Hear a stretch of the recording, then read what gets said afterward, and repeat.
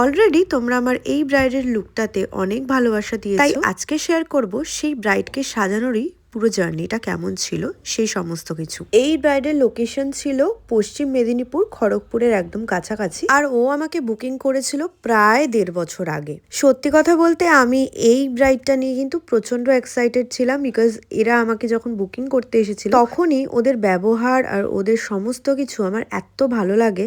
Plus ওরা আমাকে বলেছিল যে গ্রামের বাড়িতে নাকি ওদের মাটির বাড়ি রয়েছে, তো সেই কারণে আমি আরো বেশি এক্সাইটেড ছিলাম মাটির বাড়িটা দেখার জন্য। তার থেকেও বড় কথা হচ্ছে ওদের ওখানে প্রত্যেকের ব্যবহার এত ভালো ছিল, মানে আমি বলার ভাষা নেই। প্রত্যেকের ব্যবহার অত্যন্ত ভালো ছিল। আমাদের মনেই হচ্ছিল না যে আমরা অ্যাজ আ মেকআপ আর্টিস্ট এসেছি, মনে হচ্ছিল যেন আমরা ওদের ফ্যামিলির মধ্যেই পড়ি।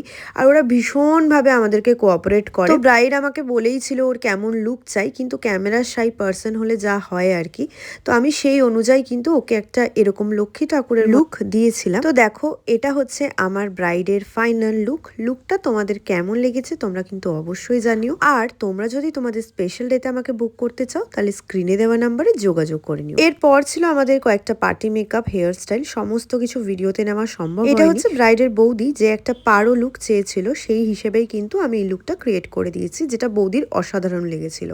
তো এরপরে আসে হচ্ছে বিয়ের পালা। তো এখানে হচ্ছে ব্রাইডের শুভ দৃষ্টি হচ্ছে। ব্রাইডের এই লুকটা নিয়ে এত বেশি প্রশংসা আমরা ভেন্যুতে পেয়েছি যে বলার নয়। আমাদের কিন্তু 2026-27 বুকিং চলছে। আমরা কিন্তু সারা ওয়েস্ট বেঙ্গলে অ্যাভেলেবেল। যারা বুক করতে চাইছো স্ক্রিনে দেওয়া নাম্বারে যোগাযোগ করে নিও।